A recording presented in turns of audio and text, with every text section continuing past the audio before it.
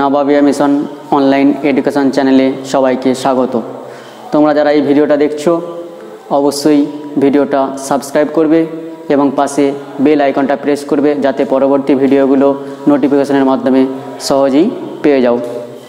তো আমরা পড়ছিলাম তাপের ঘটনাসমূহ ক্লাস 10-এর 4র্থ অধ্যায়।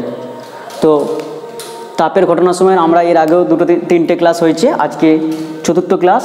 তো আমরা আগের দিন ক্লাসে পড়ছিলাম যে আলফা বিটার গামার যে সম্পর্কটা প্রমাণ করতে চেয়েছিলাম, যে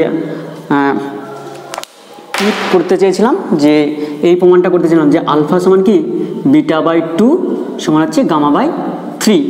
এই প্রমাণটা করছিলাম।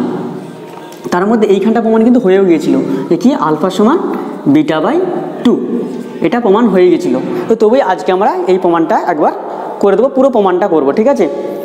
তারপর পড়বো আগের দিন কঠিনের প্রসারণ সম্পর্কে পড়েছি আগের ক্লাসগুলোয়। তো আজকে তরলের প্রসারণ সম্পর্কে আমরা পড়বো, ঠিক আছে। তো এবার আমরা দেখো যেটা আগে করেছিলাম সেটা লিখে দিচ্ছি। দেখো তিনটে আমরা ইকুয়েশন তৈরি করেছিলাম। কি ফার্স্ট ছিল যে L2 অন্তিম দৈর্ঘ্য সমান কি ছিল L1 1 প্লাস হচ্ছে আলফা টি, এটা ছিল। আর S2 সমান কী পেয়েছিলাম, S2 সমান পেয়েছিলাম S1 1 প্লাস বিটা টি।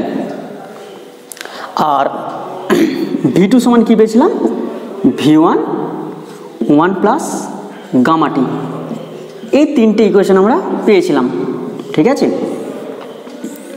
তার মধ্যে এটাকে আমরা 1 নম্বর লিখেছিলাম, এটা 2 নম্বর দিয়েছিলাম, আর এটা 3 নম্বর, ঠিক আছে। এবার দেখো, ধরো তোমাদেরকে আমি যেটা বুঝাচ্ছিলাম যে ধরো কোন একটা ঘনকাকার বস্তু, ঠিক আছে। ধরো এই ঘনকাকার বস্তুটা ছিল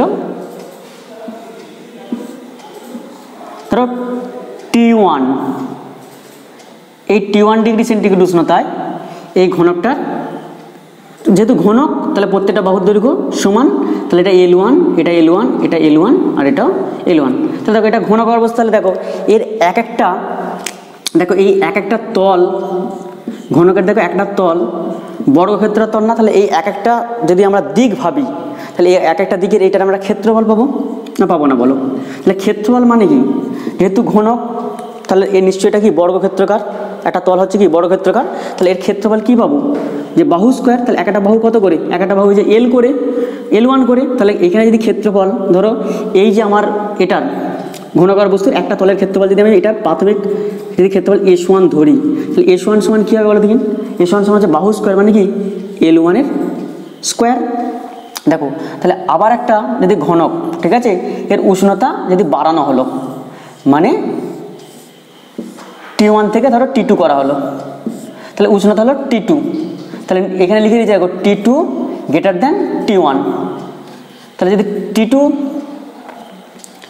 গ্রেটার দ্যান T1 হয়, তাহলে দেখো এর যে প্রাথমিক দৈর্ঘ্য ছিল, তাহলে এই ঘনকাকার বস্তুটা কি প্রাথমিক দৈর্ঘ্য বা একটা ঘনকের একটা বাহুর দৈর্ঘ্য, তাহলে এই যে ঘনকের একটা বাহুর দৈর্ঘ্য বাড়বে, ধরো L2 করে হয়ে গেল। কত করে হলো, তাহলে L2, এটা L2 আর এটা L2। তাহলে দেখো তাহলে এটার ক্ষেত্রফল যদি একটা তলের ক্ষেত্রফল S1 ধরেছি, তাহলে এর একটা ক্ষেত্রফল যদি S2 করে ধরে নিই আমরা, অন্তিম ক্ষেত্রফল ধরো S2 ধরলাম, তাহলে এটা যদি S1 সমান L1 স্কোয়ার হয়, তাহলে এখানে S2 সমান কী হবে, ডেফিনেটলি L2 স্কোয়ার হবে। কারণ দেখো, কারণ হচ্ছে এটা ঘনকাকার বস্তু, তাহলে দেখো ঘনকাকার বস্তু মানে কি বর্গক্ষেত্র, একটা তলে একটা বর্গক্ষেত্র, তাহলে একটা তলে যদি ক্ষেত্রফল আমরা বার করি, তাহলে এটা একটা তলের ক্ষেত্রফল, এটা একটা তলের ক্ষেত্রফল, এটা এরকম, তাহলে 6টা তল আছে, তাহলে 6টা তলের ক্ষেত্রফল, তাহলে যে কোনো একটা তলের ক্ষেত্রফল আমরা বার করছি। তাহলে একটা তলের ক্ষেত্রফল দেখো এইটার ক্ষেত্রে প্রাথমিক ক্ষেত্রফল S1 সমান কি পেলাম L1 স্কোয়ার, আর এটার ক্ষেত্রে দেখো অন্তিম ক্ষেত্রফল মানে যখন উষ্ণতা T1 থেকে বেড়ে T2 করলো, তাহলে L1টা বাড়বে, তাহলে দেখো এর দৈর্ঘ্য বরাবর প্রসারণ হবে, তাহলে সব কটার দিকেই প্রসারণ হবে, তাহলে দৈর্ঘ্য বস্তু উচ্চতা বরাবর যদি প্রসারণ হয়ে যায়, তাহলে এর দেখো একটা অন্তিম ক্ষেত্রফল হবে, সেটা S2 ধরলাম। তাহলে S2 যদি L1টা বেড়ে যদি L2 হলো, তাহলে L1 বেড়ে যদি L2 হয়, তাহলে S2 সমান কি L2 স্কোয়ার। হ্যাঁ দেখো এবারে এই S1 আর হচ্ছে এই S2 আমরা আগের দিন লিখেছিলাম যে কি L1 হচ্ছে লিখে দিয়েছিলাম যে ধরি T1 ডিগ্রি সেন্টিগ্রেড কোনো হচ্ছে ঘনকের একটি বাহু দৈর্ঘ্য L1 আর T2 ডিগ্রি সেন্টিগ্রেড কোনো ঘনকের একটি বাহু দৈর্ঘ্য কি L2। তাহলে আমরা দেখো আমরা এটা বসাচ্ছি, দেখো কি বসাচ্ছি, দেখো 2 নম্বর সমীকরণে দেখো, তাহলে ওইখানটা আগে লিখে দিচ্ছি যে কি, যে T1 ধরি, ঠিক আছে, T1 ডিগ্রি সেন্টিগ্রেড উষ্ণতায়, ঠিক আছে, ঘনকের একটি বাহুর দৈর্ঘ্য L1 ও T2 ডিগ্রি সেন্টিগ্রেড উষ্ণতায়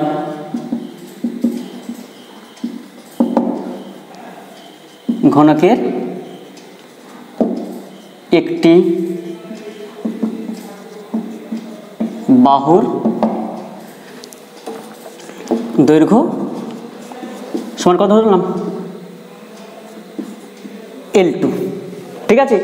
এবার দেখো তাহলে S1 আর S2 একটা মান পেয়েছি তো, তাহলে দেখো 2 নম্বর সমীকরণটা না, এই S1 আর S2 মানটা বসিয়ে দেবো। তাহলে আমি লিখছি, দেখো হ্যাঁ, এইখানটা আমি মুছছি, তাহলে এটা মুছে লিখছি, দেখো দেখো ভালো করে বুঝবে, দেখো লিখছি যে 2 নম্বর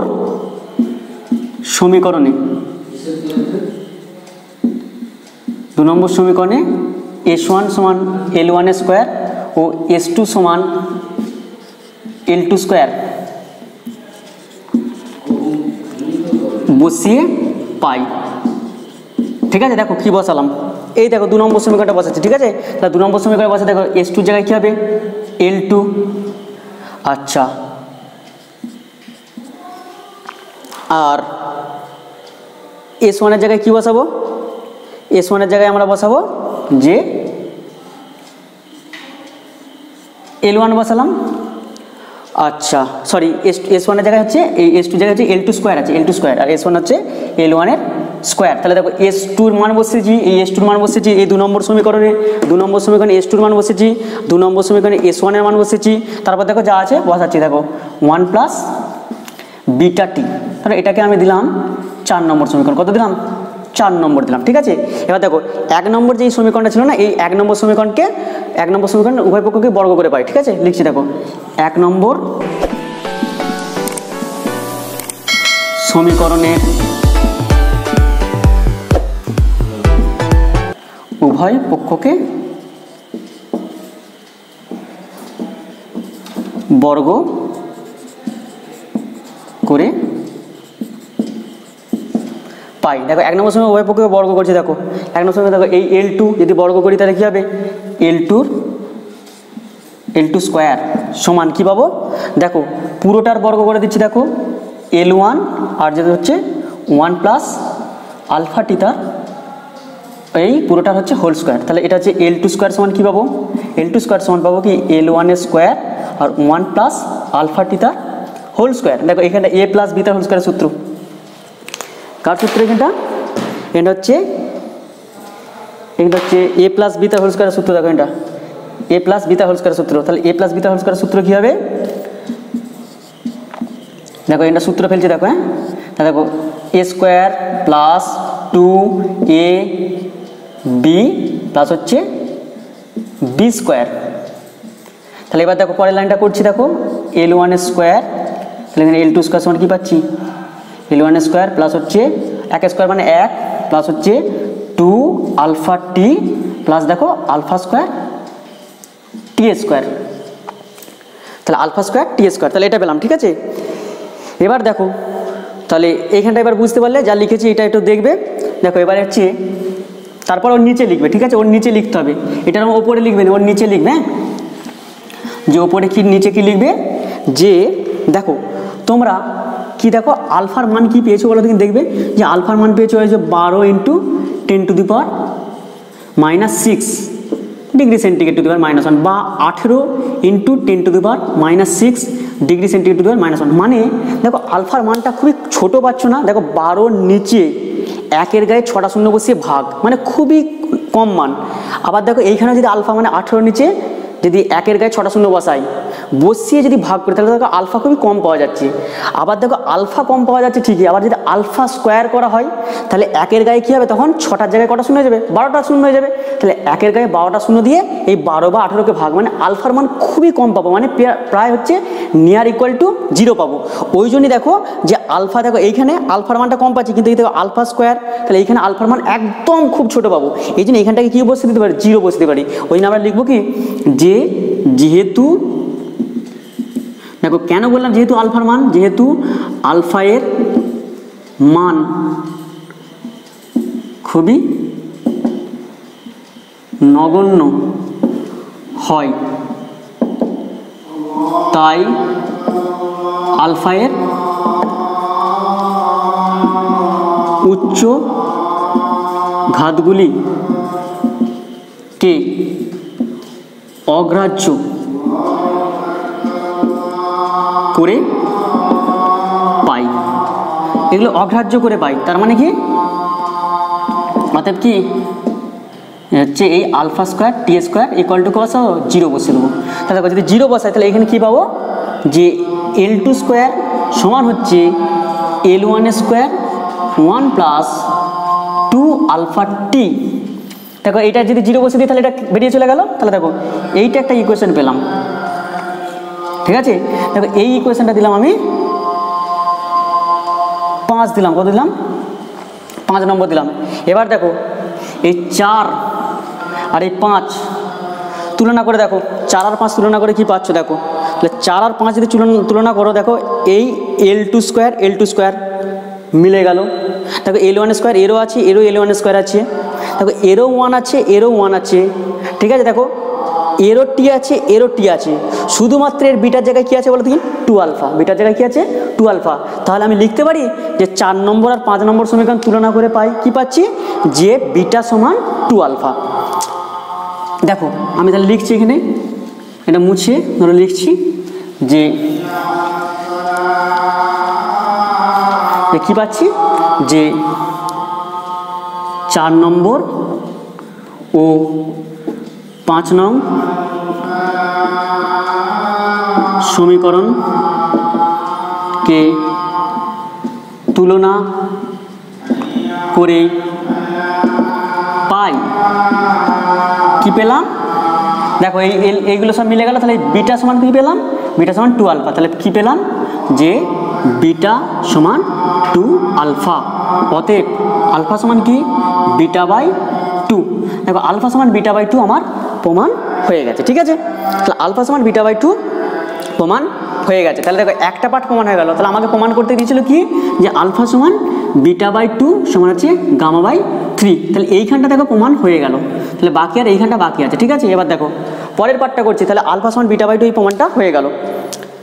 তাহলে এবার দেখো মুছছি।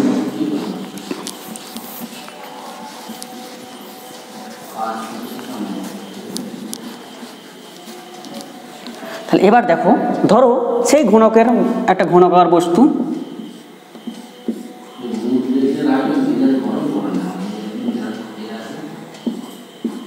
তাহলে দেখো এইটার ধরো T1 ডিগ্রি সেন্টিগ্রেড, ধরো এর একটা বাহুর দৈর্ঘ্য L1 ছিল, L1, এগুলো L1, এটা L1। তাহলে বলো তো যে এটা ঘনকাকার বস্তু, তো তাহলে এর আয়তন কি হবে। আগে দেখো ক্ষেত্রফল বের করেছি, ক্ষেত্রফল সমান কি, বাহু ইন্টু বাহু, মানে এটা ঘনক যেহেতু তাহলে বড় ক্ষেত্রকার, তাহলে বড় ক্ষেত্রকার মানে কি, তার হচ্ছে দুটো বাহুই চারটে বাহুই সমান। তাহলে চারটে বাহু যখন সমান হয়েছিল সেটা বড় ক্ষেত্রের একটা ক্ষেত্রফল পেয়েছিলাম, ওই জন্য কি আমরা L1 এর স্কোয়ার লিখেছিলাম। তাহলে এটা যেহেতু ঘনক, তাহলে এর দৈর্ঘ্য প্রস্থ উচ্চতা তিনটি সেম। তাহলে এটার ক্ষেত্রে আয়তন সমান কি হবে, আয়তন হচ্ছে সমান দৈর্ঘ্য ইন্টু প্রস্থ ইন্টু উচ্চতা, আমরা জানি। তাহলে এটার ক্ষেত্রে V1, আমরা যদি প্রাথমিক আয়তন ধরি, V1 সমান কি হবে, L1 এর কিউ, হবে না বলো। তাহলে দেখো এর তিনটে মানে দৈর্ঘ্য প্রস্থ উচ্চতা সবই সমান, সবই হচ্ছে L1। তাহলে এইটার ক্ষেত্রে আমি V1 সমান কি বলতে পারি, L1 এর কিউ। এবার দেখো এটা হলো T1 ডিগ্রি সেন্টিগ্রেড ঘনকটা। এবার যদি উষ্ণতা বাড়ানো হয়, উষ্ণতা বাড়িয়ে ধরো T2 করা হলো, উষ্ণতা বাড়িয়ে কত করা হলো, T2 করা হলো। তাহলে উষ্ণতা বাড়িয়ে যদি T2 করা হলো, তাহলে দেখো T2 গ্রেটার দেন T1, তাহলে দেখো এটা বেড়ে তখন L2 হলো, একটা বাহু বেড়ে কত করে হয়ে গেল, L2 হয়ে গেল। তাহলে এটার ক্ষেত্রে আমরা যদি অন্তিম আয়তন V2টাকে ধরে নিই, যে অন্তিম আয়তন V2, তাহলে এটার ক্ষেত্রে আমার আয়তন কত পাবো, তাহলে দেখো দৈর্ঘ্য প্রস্থ উচ্চতা এগুলো L2 হয়ে গেছে, তাহলে কি হবে, L2 এর কিউ। তাহলে এবার দেখো ঠিক আগের বারে যেরকম বললাম যে S1 আর S2 এর মান কত বসেছি, 2 নম্বরে বসেছি। এখানে V1 আর V2 এর মান 3 নম্বর সমীকরণে বসাবো। V1 আর V2 মান 3 নম্বর সমীকরণে বসাবো। দেখো বসাচ্ছি, তাহলে ওটা মোছা যাক।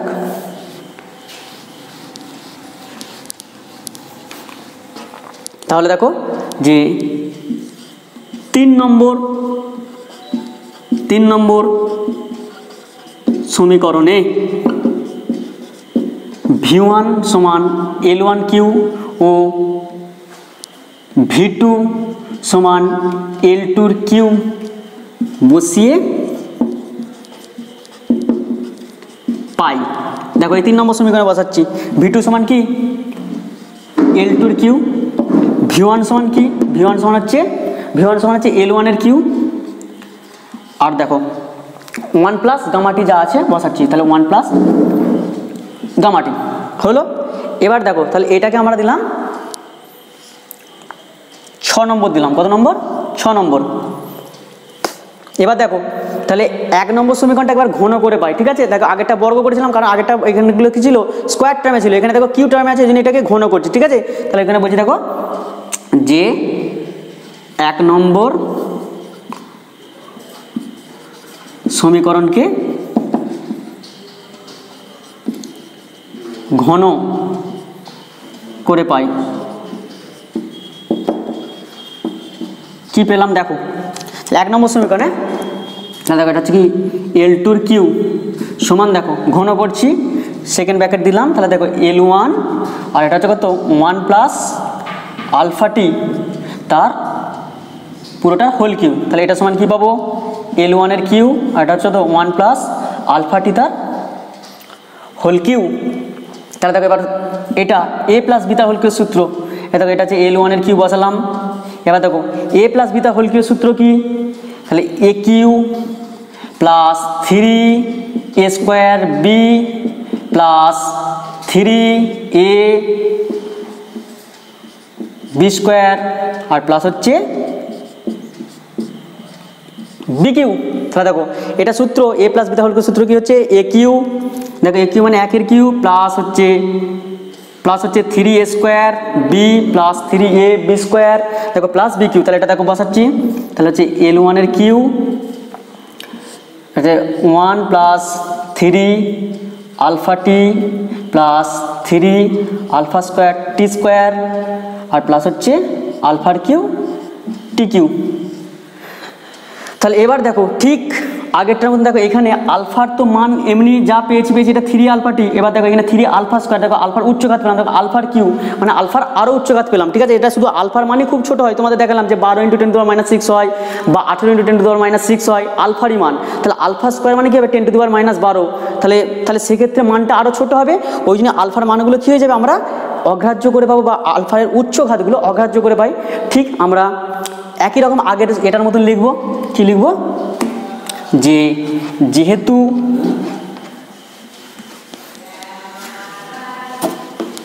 কি লিখবো, যে যেহেতু আলফা এর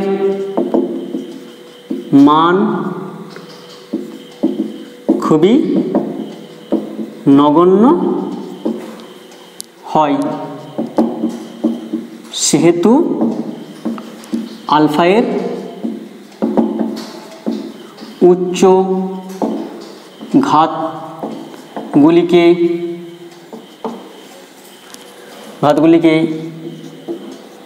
অগ্রাহ্য করে পাই।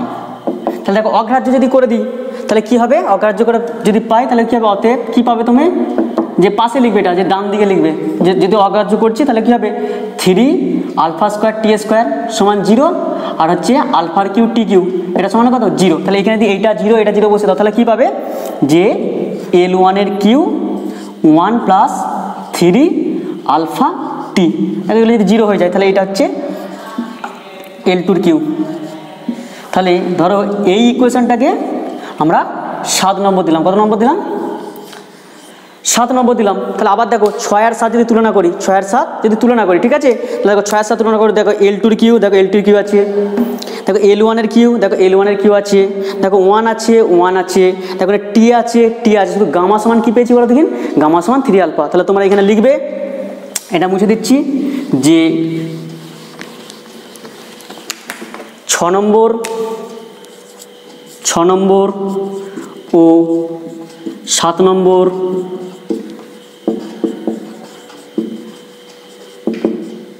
সমীকরণকে তুলনা করে পাই কি পেলে, যে গামা সমান 3 আলফা। গামা সমান কি পেয়েছো, তাহলে গামা সমান 3 আলফা। তাহলে আলফা সমান কি পেলে, গামা বাই 3। তাহলে দেখো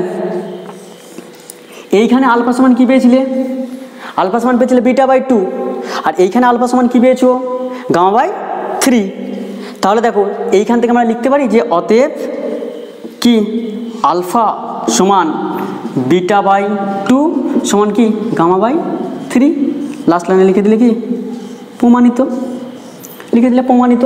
তাহলে দেখেছো, দেখো এইখানে আলফা সমান কি পেয়েছো, বিটা বাই 2, তাহলে এইখানে আলফা সমান কি পেয়েছো, গামা বাই 3। তাহলে আলফার দুটো মান, আলফার মান হচ্ছে বিটা বাই 2 হতে পারে, আলফা বিটা বাই 2 এর সঙ্গে সমান, আবার আলফা গামা বাই 3 এর সঙ্গে সমান। তাহলে অতএব লাস্ট লাইনে কি লিখে, অতএব আলফা সমান বিটা বাই 2 সমান গামা বাই 3। তাহলে প্রমাণিত হয়ে গেল, বোঝা গেল, একদম জলের মতন সোজা।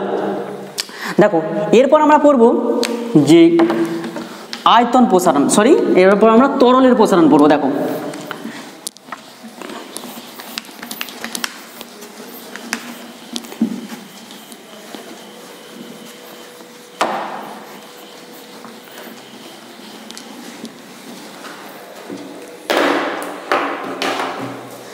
দেখো এরপর আমরা পড়ব তরলের প্রসারণ। তরল পড়ব, যে তরলের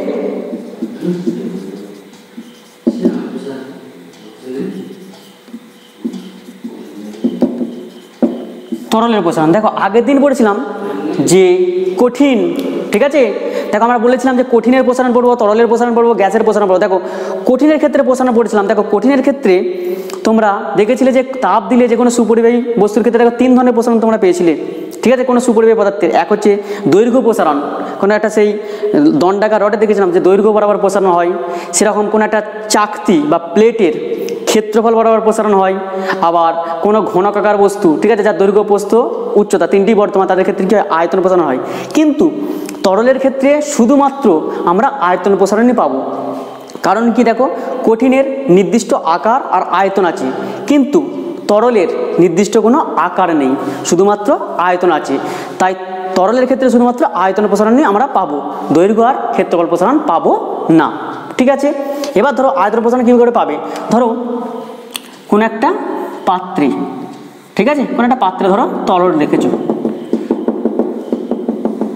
ধরো কোন একটা পাত্রে ধরো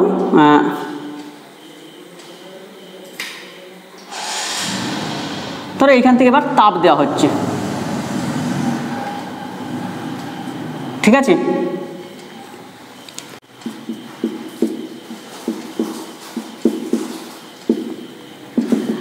তাহলে দেখো কোনো একটা ধরো আমি হচ্ছে পাত্রের হচ্ছে ধরো কোনো তরল নিয়ে তাকে হচ্ছে তাপ দেওয়া হচ্ছে, তাহলে সেক্ষেত্রে তোমরা কিন্তু দেখেছো যে তরলের প্রসারণ হয়। যেমন দেখো তোমরা দেখেছো যে ঘরে যখন কোনো অ্যালুমিনিয়ামের হাঁড়ির মধ্যে জল বা দুধকে দিয়ে যদি যখন তাপ দেওয়া হয়, তাহলে উষ্ণতা বৃদ্ধির সঙ্গে সঙ্গে দেখেছো কি দুধটা উথলে পড়ে বা জলের আয়তনটা বেড়ে যায়, তাই তো দেখেছো।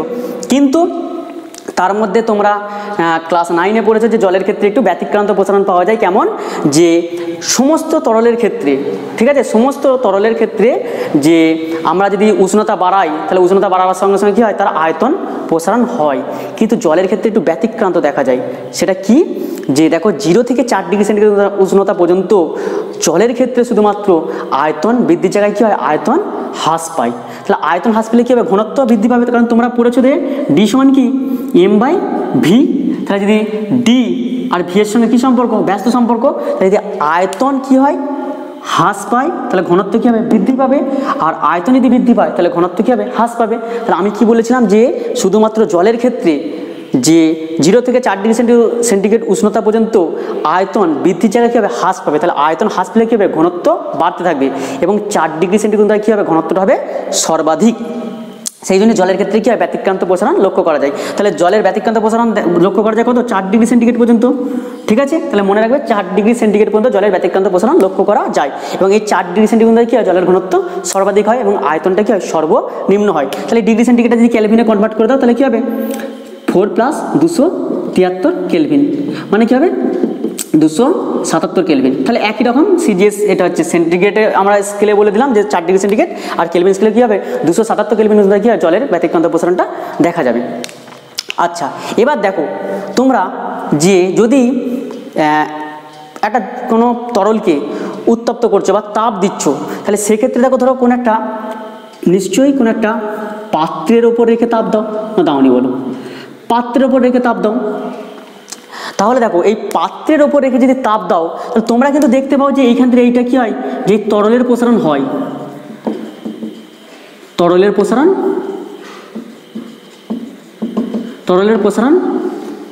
এই তরলটার প্রসারণ হয়। ঠিক আছে, কিন্তু এই যে তুমি শুধুমাত্র তরলেরই প্রসারণটা দেখতে পাচ্ছ, দেখো চোখে কিন্তু শুধুমাত্র তোমরা দেখছো যে তরলটার প্রসারণ হচ্ছে। এই যে শুধুমাত্র তরলটার প্রসারণ হচ্ছে, এটাকে বলা হচ্ছে আপাত প্রসারণ, যেটা তুমি আপাত দৃষ্টিতে দেখছো যে যেই প্রসারণটা হচ্ছে এটা হচ্ছে তরলের প্রসারণ। কিন্তু তুমি বলো তো, এইটা যদি কোনো পদার্থ দেওয়া হয়, যদি সুপরিবাহী তাপের সুপরিবাহী কোনো পদার্থ দিয়ে যদি এটা তাপ বাড়ানো হয়, তাহলে তুমি জানো তো, তাহলে এটা যদি সুপরিবাহী পদার্থ হয়, তাহলে নিশ্চয়ই এটা কোনো কঠিন পদার্থ।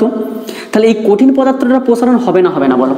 তাহলে যে পাত্রটা নেবো সেই পাত্রটা কঠিন পদার্থ, তাহলে সেটাও তো একটা প্রসারণ হবে। তাহলে এই পাত্রের তো একটা প্রসারণ হবে না বলো? তাহলে পাত্রের প্রসারণ হবে।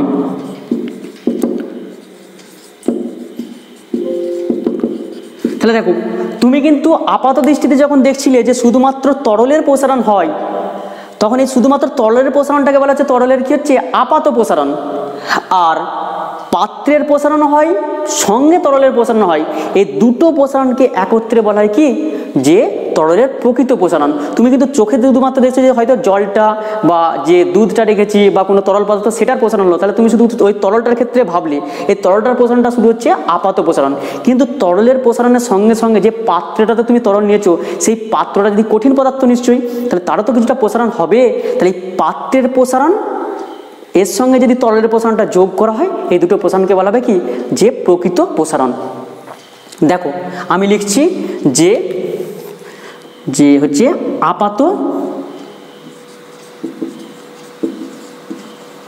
আপাত প্রসারণ। আপাত প্রসারণ সমান কি হচ্ছে, শুধুমাত্র হচ্ছে তরলের প্রসারণ।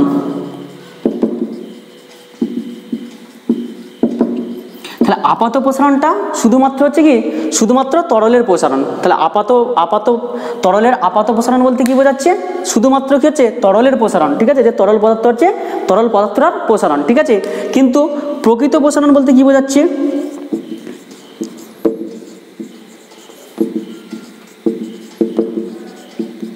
তাহলে দেখো প্রকৃত প্রসারণ বোঝাচ্ছে কি, দেখো প্রকৃত প্রসারণ হচ্ছে তরলের আপাত প্রসারণ প্লাস দেখো পাত্রের প্রসারণ।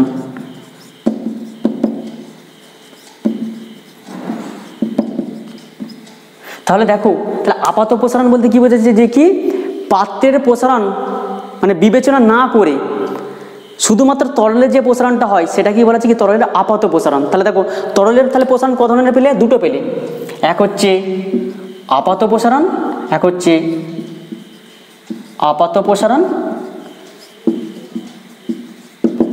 আর দুই হচ্ছে প্রকৃত প্রসারণ।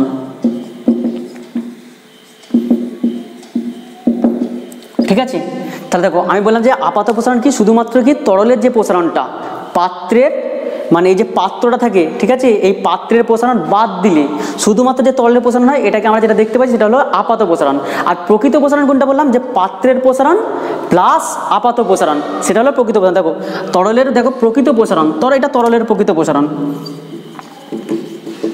তাহলে দেখো তরলের প্রকৃত প্রসারণ সমান হচ্ছে তরলের আপাত প্রসারণ প্লাস হচ্ছে পাত্রের প্রসারণ। ঠিক আছে, এবার দেখো যে তরলের প্রকৃত প্রসারণ, ঠিক আছে। আচ্ছা এবারে দেখো একটা ডেরিভেশন তৈরি করছি, দেখো। আচ্ছা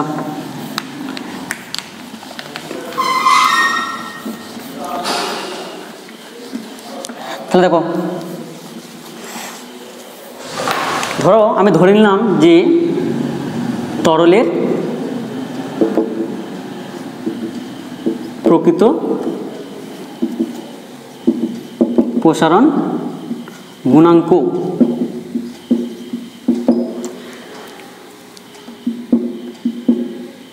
এটা ধরলাম, ধরো গামা আর, আর মানে হচ্ছে রিয়েল, গামা আর মানে হচ্ছে রিয়েল, ঠিক আছে।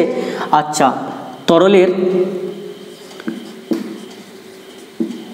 আপাত প্রসারণ গুণাঙ্ক, এটাকে ধরলাম ধরো গামা এ, এ মানে হচ্ছে অ্যাপারেন্ট আপাত প্রসারণ, আর হচ্ছে পাত্রের প্রসারণ, আর ধরো এটা পাত্রের প্রসারণ গুণাঙ্ক, পাত্রের প্রসারণ গুণাঙ্ক, এটা ধরলাম ধরো গামা জি। কোনো কোনো বইয়ে জি লেখা আছে, কোনো কোনো বইয়ে ধরো এস লেখা আছে, ঠিক আছে। তাহলে দেখো তরলের প্রকৃত প্রসারণ গুণাঙ্কে ধরো গামা আর লিখলাম, আচ্ছা আর মানে রিয়েল, আর তরলের আপাত প্রসারণ গুণাঙ্ক এটাকে ধরো গামা এ দিয়ে বোঝালাম, আর পাত্রের প্রসারণ গুণাঙ্কটা ধরো গামা জি দিয়ে বোঝালাম। তাহলে দেখো একই রকমভাবে আমরা যেভাবে বলেছিলাম যে তাহলে তরলের প্রকৃত প্রসারণ সমান কি বলেছিলাম, যে আপাত প্রসারণ প্লাস হচ্ছে পাত্রের প্রসারণ। তাহলে এখানে যদি আমরা বলি যে তরলের প্রকৃত প্রসারণ গুণাঙ্ক, তাহলে প্রসারণ গুণাঙ্ক বের করছি, তাহলে তরলের প্রকৃত প্রসারণ গুণাঙ্ক সমান কি বেরোবে, তরলের আপাত প্রসারণ গুণাঙ্ক প্লাস হচ্ছে পাত্রের প্রসারণ গুণাঙ্ক। তাহলে লিখছি দেখো যে তরলের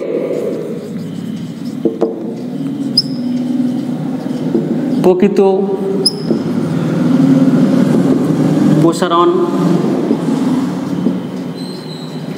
গুণাঙ্ক সমান কি, এটা প্রসারণ গুণাঙ্ক, এটাকে ধরো আমি গামা আর দিয়ে লিখেছিলাম। তাহলে গামা আর সমান কি, তরলের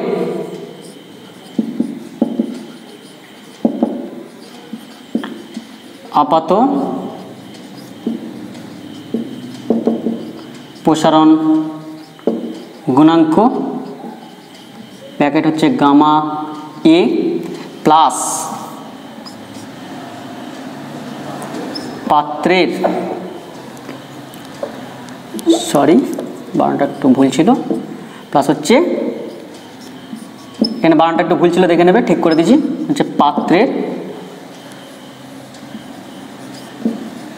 প্রসারণ গুণাঙ্ক সমান কি, এটা গামা জি, এটা ব্যাকেটে দিয়েছিলাম গামা জি। তাহলে অতএব তুমি কি পেলে, অতএব আমি পেলাম কি, যে গামা আর সমান গামা এ প্লাস হচ্ছে গামা জি। তাহলে দেখো এই আমরা একটা ইকুয়েশন পেলাম যে গামা আর সমান কি, গামা এ প্লাস গামা জি।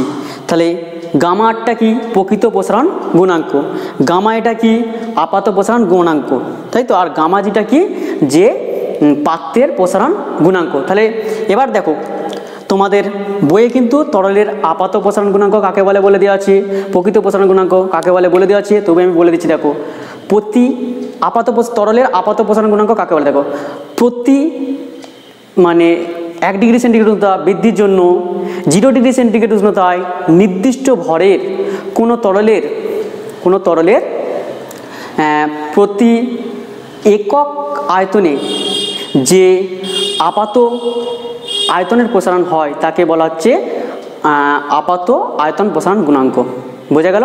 ঠিক একই রকমভাবে প্রকৃত প্রসারণ গুণাঙ্ক কাকে বলে, শুধু আপাতর জায়গায় প্রকৃত কথাটা বসাবো, যে প্রতি 1 ডিগ্রি সেন্টিগ্রেড উষ্ণতা বৃদ্ধির জন্য কোনো নির্দিষ্ট ভরের তরলের, ঠিক আছে, প্রতি একক আয়তনে হচ্ছে প্রকৃত প্রসারণ, তরলের প্রকৃত প্রসারণ যতটা হয় সেটাকেই বলা হচ্ছে কি, তার প্রকৃত প্রসারণ গুণাঙ্ক।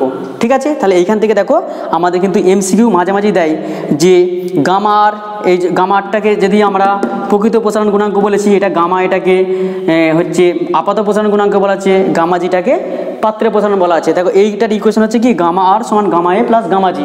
দেখো এটা তোমাকে মনে রাখতে হবে। দেখো অনেক সময় কোশ্চেন কি দেয়, ধরো তোমাকে বললো তরলের প্রকৃত প্রসারণ গুণাঙ্ক, এটাকে গামা আর না বলে অন্য একটা কিছু বলে দিল। ধরো এটাকে আমি বলে দিল যে তরলের প্রকৃত প্রসারণ গুণাঙ্ক হলো কি, যে গামা এ, ধরো তো বললো যে তরলের প্রকৃত প্রসারণ গুণাঙ্ক হচ্ছে গামা এ, আর আপাত প্রসারণ গুণাঙ্ক ধরো বললো যে গামা বি, ঠিক আছে। আর ধরো প্রসারণ পাত্রের প্রসারণ বললো যে কি গামা এস। তাহলে এদের মধ্যে সম্পর্কটা তোমরা লেখো। তাহলে তখন শর্ট কোশ্চেন যখন দেবে তখন তোমাকে কিন্তু এটা মনে রাখতে হবে। তাহলে মনে রাখতে গেলে তখন তোমাকে গামা আর জায়গায় কী বসাতে হবে, যে গামা এ। গামা এ সমান কি, যে গামা এ সমান কি গামা বি প্লাস হচ্ছে গামা এস। তাহলে এটা তোমাকে কিন্তু তখন লিখতে হবে।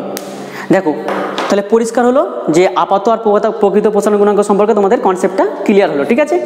এবার দেখো আরেকটা শর্ট কোশ্চেন তোমাদের অনেক সময় দেয়, যে সেটা হচ্ছে যে কোনটা তরলের নিজস্ব ধর্ম, তরলের আপাত প্রসারণ গুণাঙ্ক না প্রকৃত প্রসারণ গুণাঙ্ক, এটা তরলের নিজস্ব ধর্ম। তাহলে তোমাকে কিন্তু এই কোশ্চেনটা দেয়, তোমরা দেখেছো দেখো যে আপাত প্রসারণ মানে কি শুধুমাত্র তরলের প্রসারণ হয়, কিন্তু প্রকৃতভাবে কি হয়, তো পাত্রের প্রসারণও হয় তরলের প্রসারণ হয়, এই দুটো প্রসারণ একসঙ্গে হচ্ছে। তাহলে এটাকেই বলা হচ্ছে কি যে প্রকৃত প্রসারণ। তাহলে এইখান থেকে আমরা বলবো যে প্রকৃত প্রসারণ গুণাঙ্কটাই হচ্ছে তরলের নিজস্ব ধর্ম। তাহলে দেখো আজকে আমরা আলফা সমান বিটা বাই 2 সমান গামা বাই 3 এই প্রমাণটা করালাম, এবং তরলের প্রসারণ সম্পর্কে পড়লাম যে তরলের প্রসারণ বলতে ব্যাপারটা কি বললাম, আপাত প্রসারণ গুণাঙ্ক কি, বা আপাত প্রসারণ কি, প্রকৃত প্রসারণ কি, পাত্রের প্রসারণটাই বা কি, জলের ব্যতিক্রান্ত প্রসারণ কোথায় দেখা যায়, ঠিক আছে। আচ্ছা, আর হচ্ছে বললাম যে কি আপাত প্রসারণ গুণাঙ্ক কি, প্রকৃত প্রসারণ গুণাঙ্ক কি। আচ্ছা, এইখানে আপাত প্রসারণ প্রকৃত প্রসারণ গুণাঙ্কের মধ্যে সম্পর্কটা তৈরি করলাম, দুটো তার মধ্যে এমসিকিউ আসে, যে এই ধরনের একটা এমসিকিউ প্রসারণ গুণাঙ্কের মানটা চেঞ্জ করে দিল, আপাত বা প্রকৃত প্রসারণ গুণাঙ্ক আর পাত্রের প্রসারণটা গুণাঙ্কের মানটা আলাদা বলে দিল, দিয়ে এখান থেকে তোমাকে এই কোশ্চেনটা তৈরি করতে বলে। আবার বলে যে কি তরলের কোনটা নিজস্ব ধর্ম, ঠিক আছে, আপাত প্রসারণ গুণাঙ্ক না প্রকৃত প্রসারণ গুণাঙ্ক। তাহলে আজকে এইখানের মধ্যে ক্লাস হলো, পরবর্তী ক্লাসে গ্যাসের প্রসারণ সম্পর্কে আমরা পড়ব। ধন্যবাদ।